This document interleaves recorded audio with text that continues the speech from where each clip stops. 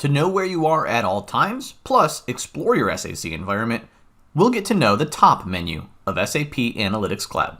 The first portion of this top dark blue bar is called our breadcrumbs area. In here, we will have a button to take us back to our home page, a back button to go to the previous screen, and then we'll have a section that identifies what application we are currently in.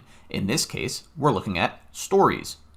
After the horizontal line, it'll tell you the name of the object you're looking at, and if you click on that, you can even see the file path from the SAC file repository that it's pulling from. You can very quickly favorite items from here and close out of that individual object to go back to the application's landing page.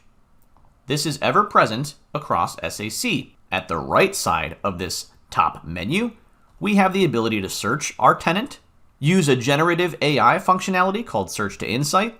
We can view our notifications, collaborate with others, provide feedback about SAC, access the SAC help options, or open up our profile. This top dark blue banner will always be present in SAP Analytics Cloud.